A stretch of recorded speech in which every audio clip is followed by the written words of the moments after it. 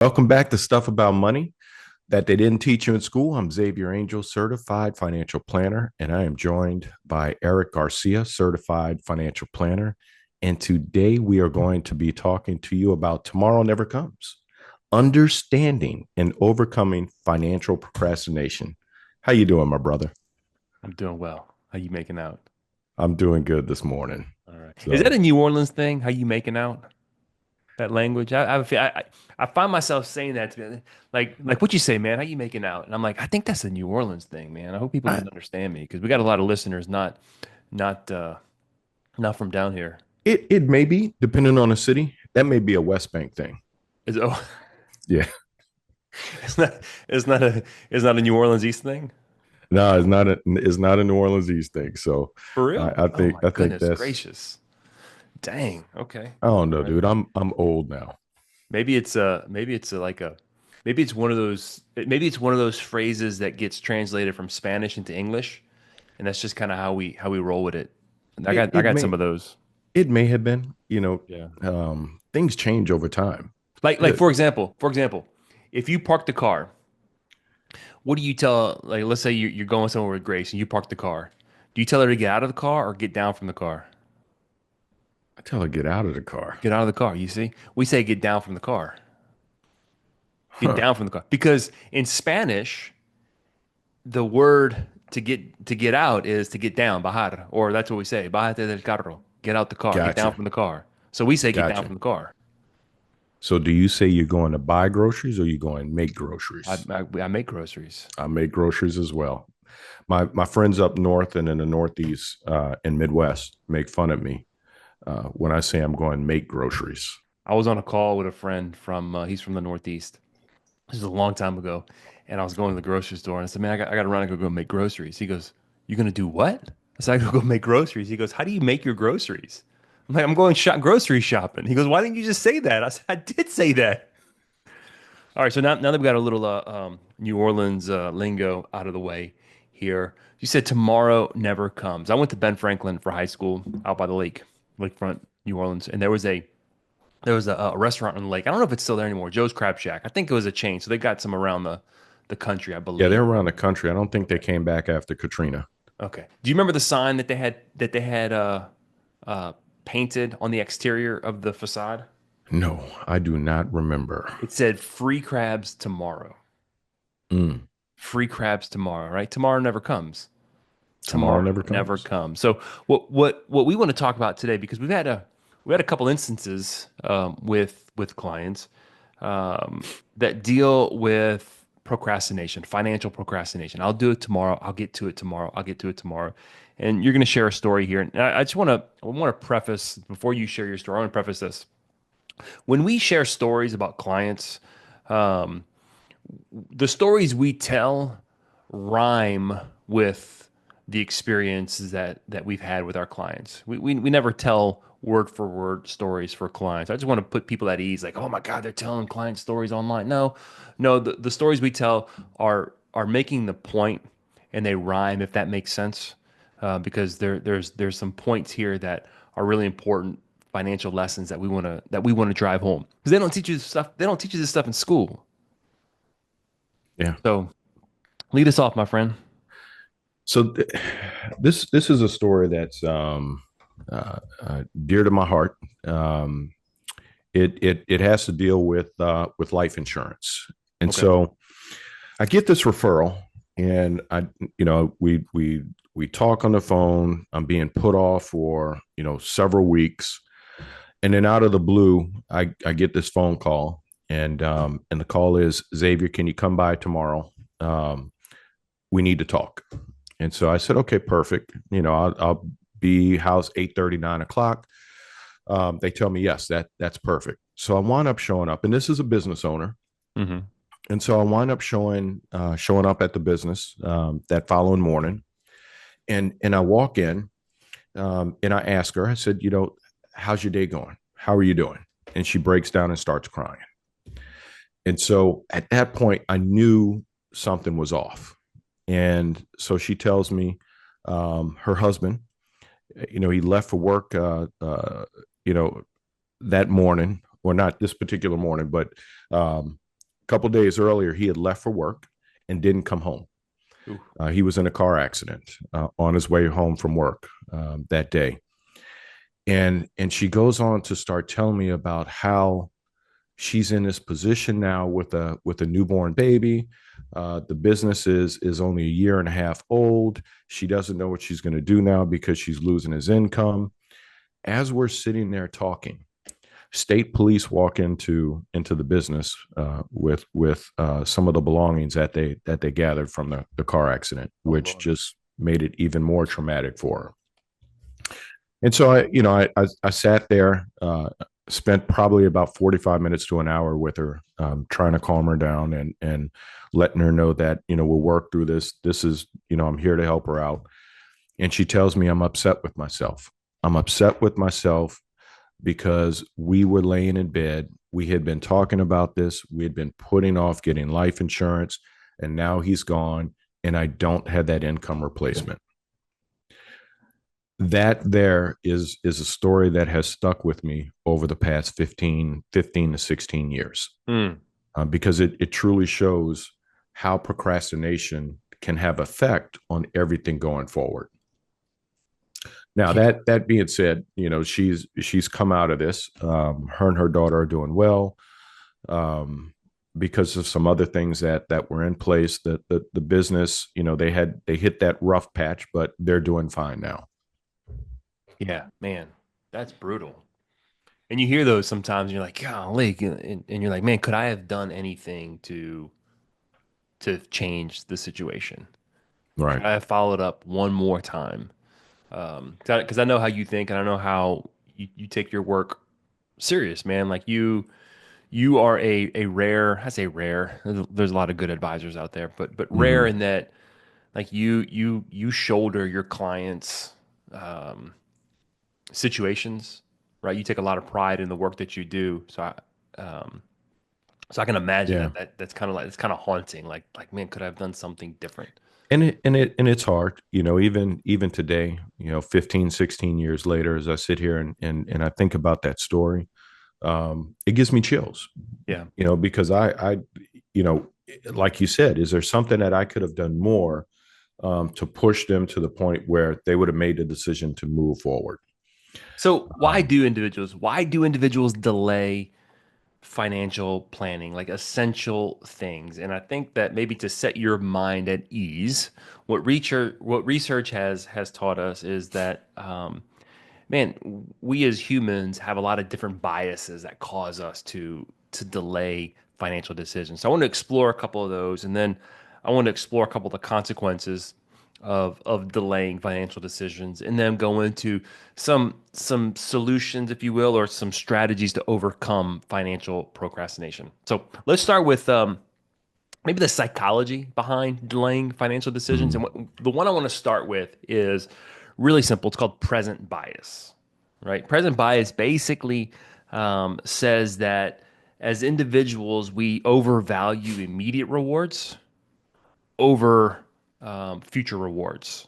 So we Mhm. overvalue the immediate reward of something and undervalue a future reward. So, for example, I've got money today. I would rather spend it today on something to enjoy today as opposed to spend it on something tomorrow, right? In your Right. situation, life insurance might cost us money. I'd rather spend that money on the business. I'd rather Right. spend money on the kid. And I think that's exactly in this situation, that's what happened, right? I mean, you've got this new business, you've got a newborn, um, and at that time you're looking at the expenses, and because you're looking at the expenses, it's, I can put this off, I'll deal with it later, let me get through the end of the year, and we'll be able to revisit it. Yeah. And that's part of that, Yeah. procrastination There's, piece. there's a really interesting study. I think it was Stanford that did it. It was the marshmallow experiment. And they took kids and they put kids in a room with a marshmallow. I think this is how the study goes. So they put the kids in the room for like 15 minutes and they say, okay, look, if you can sit in the room for 15 minutes and not eat the marshmallow, we're going to give you a second marshmallow at the end of the 15 minutes. So you go from having one to having two. And what they found is most of the kids couldn't wait. And this teaches us about delayed gratification, right? The present bias that, man, I'm going to overvalue this experience of eating this one marshmallow and undervaluing the fact that I can have two if I just wait 15 minutes. And we say that as kids, but I think that we do that as adults all the time, right? When we make decisions to spend money to consume today, to experience today, and rob us of some future experience, some future positive experience. So that's that's present bias. It's pretty intuitive when you think about it. Yeah, I think most people can say, I can agree with that. You know, it's hard sometimes to delay gratification, to tell ourselves no. But the next, go ahead. No, you were going to No, jump I into was going to the. jump to the next one. This one's really interesting. Um, it's basically called. I don't know if this is the exact title of it, but it's this idea of future self continuity that we see our future selves, right? Just like we would see anybody else. We don't connect it to that being us, right? So it's not like this is me, I'm young, and this is me when I'm old. This is me when I'm young, and then my old self is like anybody else. So it makes it difficult for us to make decisions for somebody else that we see that's not us, right? So why would I put $1,000 in my retirement account for someone that I don't even know who that is, much less myself in the future? Does that make sense? It does. It does. We were talking about this offline, and you were saying let's project ourselves forward and let's Yeah. look at our future self. Yeah. So um, that people struggle to relate to their future self. There's an interesting study that they did. They took people and they put them in front of a mirror. All right. And randomly they would the mirror was a screen, and randomly certain individuals would see themselves age in this mirror. And what they found is the ones who had that experience where they could see themselves getting older, they had more intention of saving for retirement than the ones who didn't see themselves aging. Mm-hmm. There was one. I'm not sure which financial firm it is. It's one of the big brokerage houses.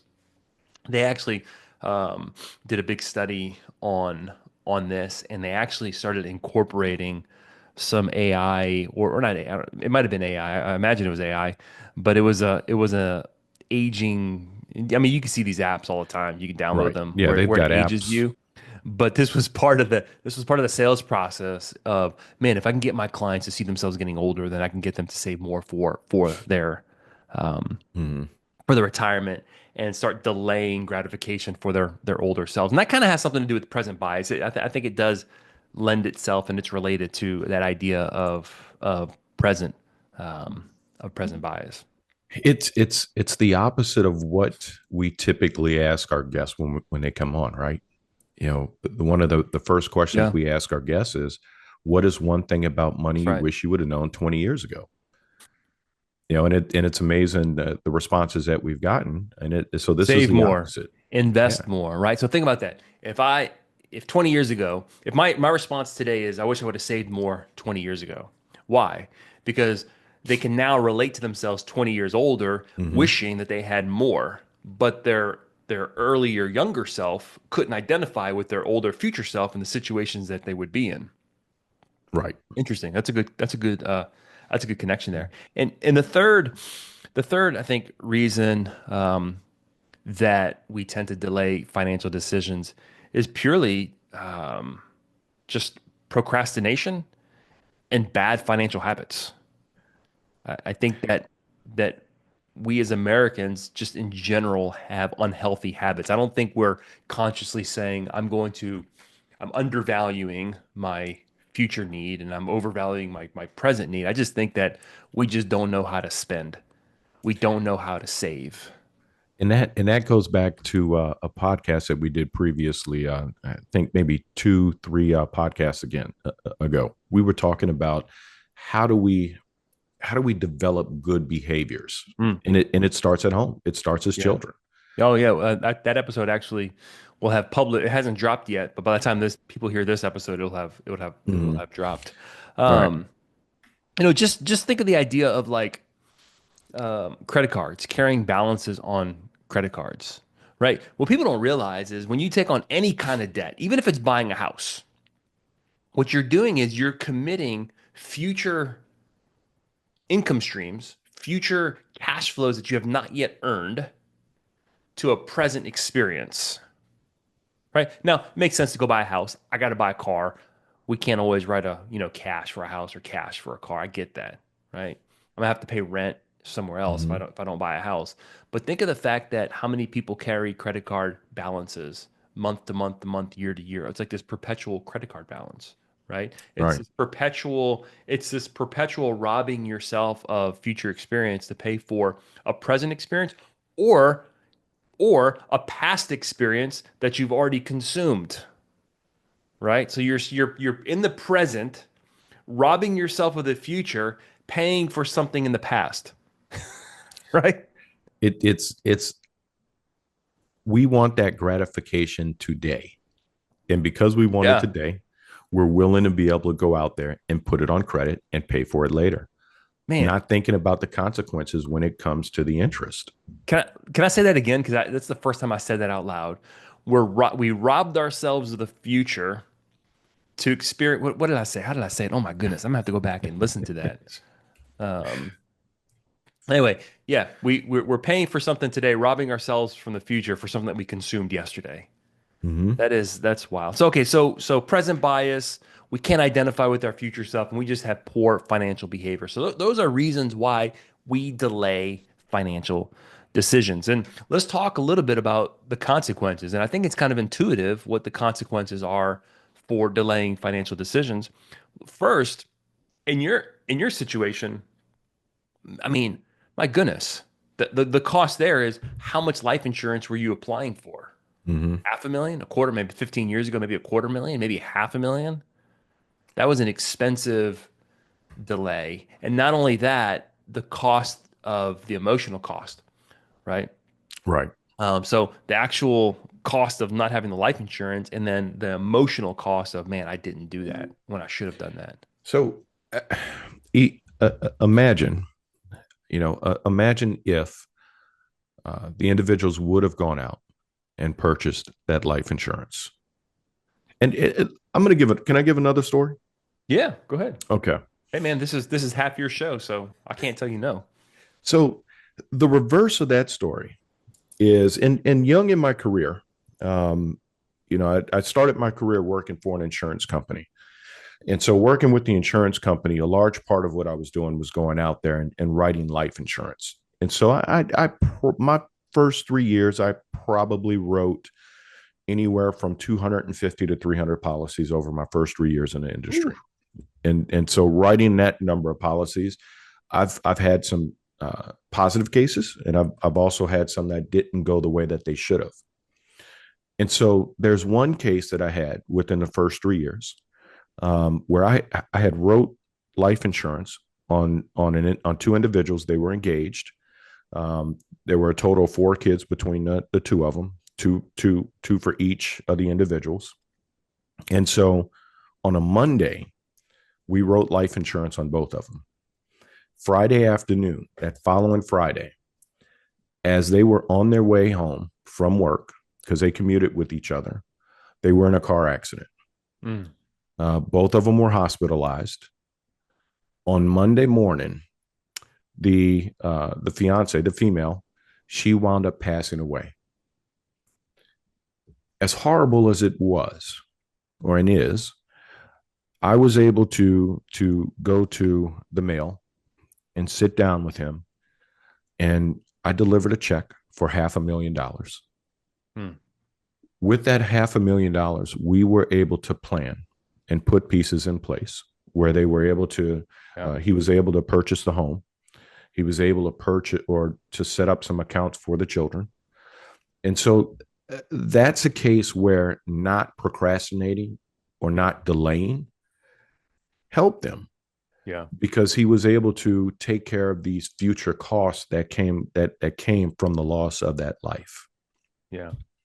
Since we're on life insurance, let's talk about this real quick. Then we'll talk about the cost of procrastination with investments. Since we're on life insurance, I mean, how often did you hear, hey man, look, I plan on losing 20 pounds this year. So let me hold off on buying the life insurance so I can get a better rate. And then they never come back around to it until like 10 years later, and they're 10 years older and they have other health Hmm. complications. And that's one of the challenges with Yeah. delaying life insurance is life insurance doesn't get cheaper when you get older, Right. right? It gets significantly more expensive when you get older. Now, the trade-off is when you're older, you might have more cash flow. So that's definitely something you have to consider when making investment or making life insurance decisions and insurance divisions in general. Is like, man, I got to be able to afford the premium. Um, but when you know you need it and you delay getting it, it gets more expensive. When Moving, you need it, when you need it bad, you want it good. um, let's talk about the cost of delaying as it relates to investing, right? We all understand. You go look at our podcast logo art, there's a formula. It's the formula for compound interest. So, compound interest is this idea that your money earns interest this year, and then next year, that interest and your original money earns interest. And then the year after, that year's worth of interest and the year before's worth of interest, and your original money earns interest, and it just compounds and it grows exponentially. So, one of the key variables, and you're a math guy, right? Um, Hmm. so, one of the key variables in that formula is time. How many periods do you have, right? And for investing, we typically talk in years. So, the more years you have, the more time your money's invested, the more time your money's invested, the more you benefit from compounding interest. Hmm. So the sooner you start making investment decisions, the more time your money has to grow, and it just grows exponentially. It's always amazing to me when you've probably had this experience. You sit down with a client, maybe they're in their mid 30s or in their 40s, and they say, I had a 401k at my first job, and I got to go dig for it. And number one, one of our first rules of financial planning is, man, consolidate when you can. If you got any 401ks that are 20 years old from a job that you left a long time ago, roll it to an IRA, consolidate it in your current 401k because it gets really hard to track those old 401ks. But anyway, the point is, by the time they find the statement, they're like, oh my gosh, I didn't realize I saved $30,000. And you look at it, it's like, no, you only saved 10,000, or you only saved 12,000, and it's grown over time, right? And they're like, wow. And that is compounding interest. Now, again, I get it. The younger you are, the less money you have to invest. But even a small amount of money, a Hmm. small, tiny contribution invested over a 30-year period, it's going to double 4 or 5 times potentially over a 30-year period. Right. That's huge. So a $1,000 contribution 30 years ago, let's say you earn 10% on your money, it's going to double every 7.2 years. So it's going to double 4.5 years or so in that time period. So 1,000 turns to 2,000, 2,000 turns to 4,000, 4,000 turns to 8,000, 8,000 turns to 16,000. You have somewhere, your $1,000 contribution is going to be somewhere between what, $16,000. Now imagine if you're in a 401k and you're doing that 1,000 every month over time. You can see how it builds. And the longer you wait, the more expensive it is. If you think of retirement, like I got to buy my retirement and it's going to cost me $1 million. If you start at 21 when you first start working, like it's like you got it on layaway, right? It's going to cost me less money to buy it because of compounding interest than if I wait till I'm 50 to start. Did you just say I got my retirement on layaway? Well, the idea is That's a new one. you get my idea, right?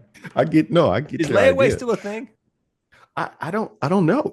I never understood layaway. I mean, I guess, it's basically, I don't know, I guess it's a way to buy something without using credit. Yeah, I think layaway was more was there when before credit cards Ooh. or during the early years of credit card. I don't So know. I don't know if it's still around, but what was it like? I remember going like Walmart or Sears, and you kind of see like the layaway department. And I was like, what's Yeah, layaway? you would take you're basically you're buying something, Before you but actually walk away with it, well, no, you I think you would you well leave with it? you're paying for it on a regular basis, and then you can walk away with it at Yeah, a once later you once date. you pay it off, right? So like Right. retirement, like I can't retire until I save the money. So what I'm going to do is I'm going to start paying it early. And the earlier I start paying it, because I've got more time for compounding interest to do its magic, it's going to cost me less before I can walk away with it. As Hmm. opposed to wait until I'm 50, it's going to cost me a lot more to get to that million because I just don't have time for my contribution to grow. So your retirement's like layaway. The earlier you start, the less it's going to cost. And then, and then we talked about this in the context of life insurance, but I want to talk about it in a different context. The cost, the consequence of delaying, is the emotional and financial stress. Now, rarely will I talk to somebody who denies the fact that they have to start doing some form of financial planning. Rarely does someone say, I don't have to save, I don't have to budget, I don't have to worry about my spending. Most people know they have to do it, they just ignore it, head in the sand. And what tends to happen, the longer that goes on, the more shame, the more guilt.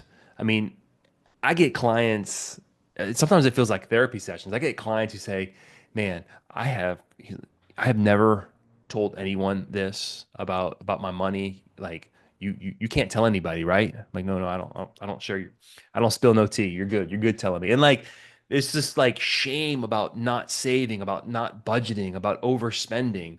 It's amazing to me. I think we all understand what we need to do, but we're not doing what we know we need to do. And Yeah. we're ashamed because we're not following through. We're probably spending more than what we're making. We're racking up credit Often. card debt. We have all this other stuff going on, and we Or understand. let me say on this one part, spending more than we're making. A lot of people spend more than they make, 100% for sure. Hmm. We work with a lot of professionals and a lot of business owners, and they might not be spending more than they make, but they're not saving as much as they want. Yeah, I often hear them say like, "I don't know where my money's going." They don't have debt, but they Right. don't know where their money's going. And that's oftentimes where that shame and that guilt, like I just don't know where it's going, and I got to do something about it. Those people have come to the decision, like I got to do something now. I got to take action, and we're going to talk about that here in a second about strategies to implement to help overcome financial procrastination. But most people recognize that I got to do something. And they just ignore that. They bury it. They don't think about it. And then they find themselves 20 years old. And then we hear things like, I wish I would have started 20 years ago. I wish I would have done this sooner. I wish I would have hired you earlier. So, all right, let's talk strategies. And as you're listening, you're probably already thinking like, okay, there's some things that I can start to do to solve these problems. The first one, you even talked about this a little bit, and I think this helps with this idea of like future self continuity or this idea of present bias. Is since we can't identify with our older self, if we start to answer questions about what do I want to be doing 10 years from now, 5 years from now, 20 years from now, and if you sit down and give that question thought and you start to imagine yourself in the future as if you've already attained it, like I'm already there, it becomes a lot easier for you to make those decisions today and delay gratification today because you have a picture of what 20 years looks like. And one of the other things that I actually do for myself is when, as I'm visualizing it, I want something that I can see on a regular basis. I want something that I can walk up and touch. And Mhm. so, if I've got this goal of, I don't know, if I want to go out and purchase a Corvette, right? Because I love Corvettes. I want to purchase Dude, one. go buy yourself a Corvette. You've been talking about ever since you what Katrina, you lost your Corvette in Katrina, I right? lost my Corvette during Katrina. And so on my dresser at the house, I have a model Corvette sitting on a dresser. What color is it? It's red, It's red. Can you candy see apple yourself red. driving it? What we I got to do is can. get like a little Lego man of you made standing next to the Corvette so you can actually see yourself standing next to the Corvette. And that's my visualization, right? Yeah. I can see it. I can touch it. Yeah. Um, and That so that's another piece that helps when visualizing where you want to be, what you're trying to accomplish. that's powerful. I love it when I talk to clients and in the course of the conversation, things like, you know what, when I have kids or when my kids have kids, I want to be able to take an annual trip and I want to be able to pay for it to get all the family together, rent a house on the beach or rent a house by the lake or on a cruise. Right. Man, they can see 20 years into the future about what they want to do.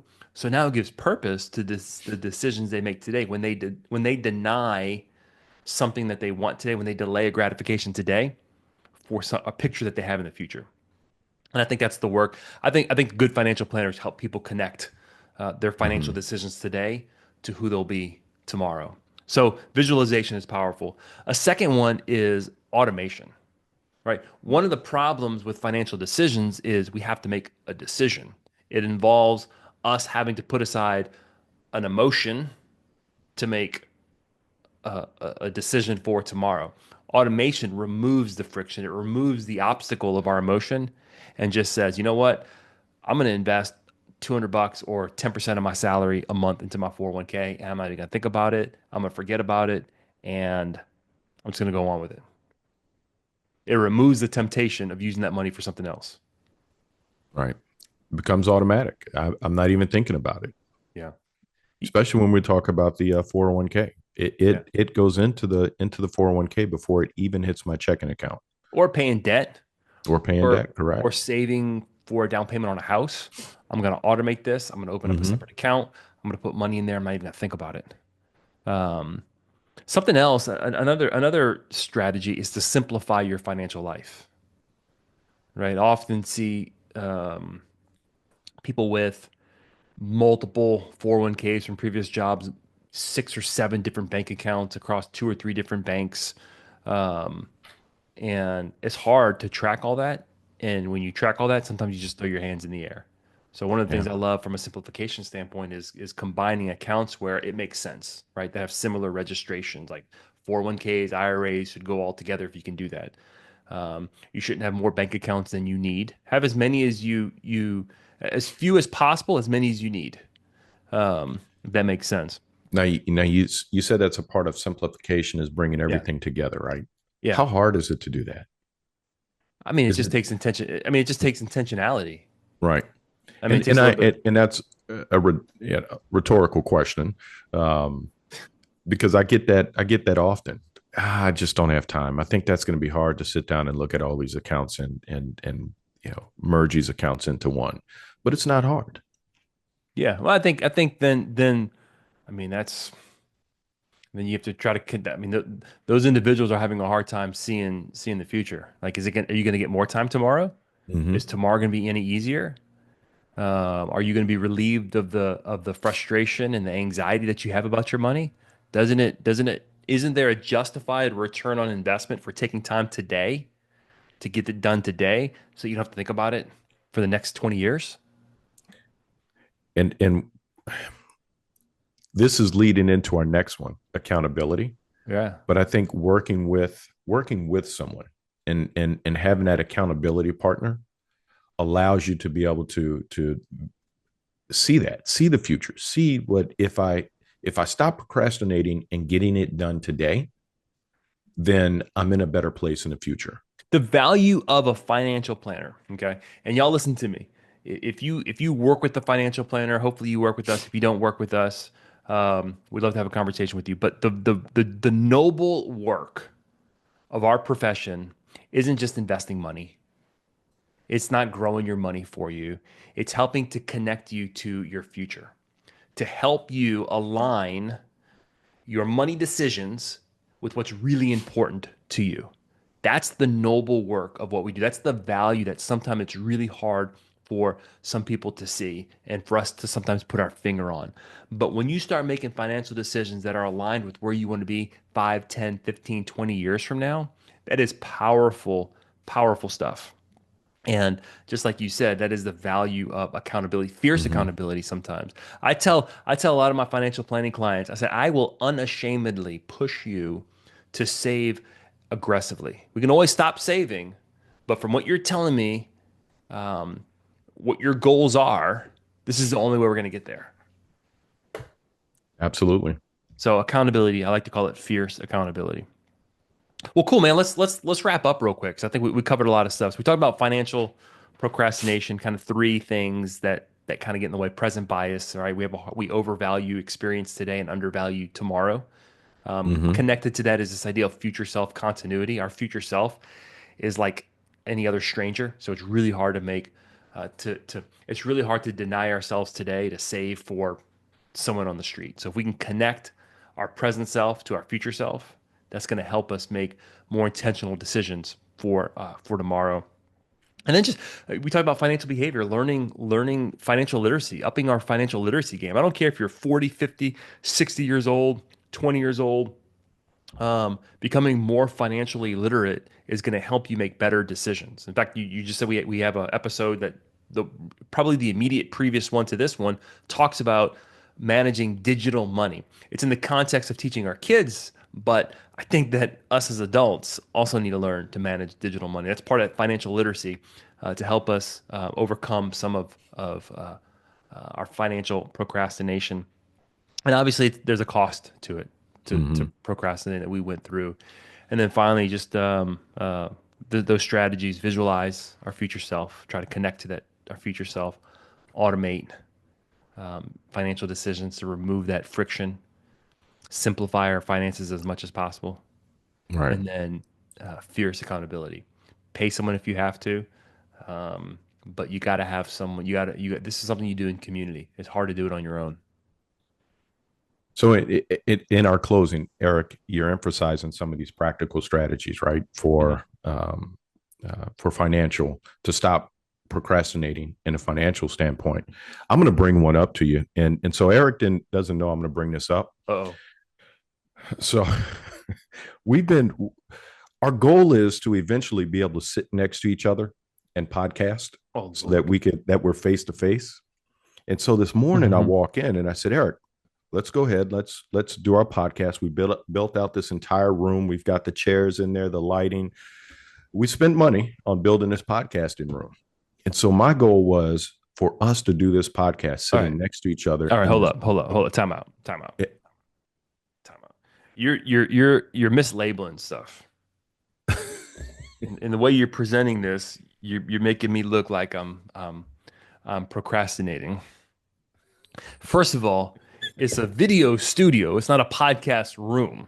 Okay. Okay. All right. We won't go You there. Reason you can you want us to podcast in it. We can do that, but uh I have committed a lot of mental capacity. I'm sorry I touched on a soft spot there for you. Man. We can leave this part out then. Are we gonna leave this part out? This is real life. Leave this in. This is real Reason life. Leave that in. Leave that in. And maybe we will podcast from that room next time. Who knows? that is my goal for us to podcast When you gonna buy your Corvette? from our new studio Mm. after the little one graduates from college. Xavier's never gonna have a Corvette, y'all. I can tell you right now. Hey, yeah, thanks for listening. If you find this valuable, share it. If you don't follow our show, follow us. Leave us a review. We love feedback. If there's a topic you want us to talk about or you want our opinion on, hit us up via email, info@plan-wisely.com. We appreciate you taking time. We appreciate you committing time to growing in your financial literacy. Remember, go out there, plan wisely, and live confidently.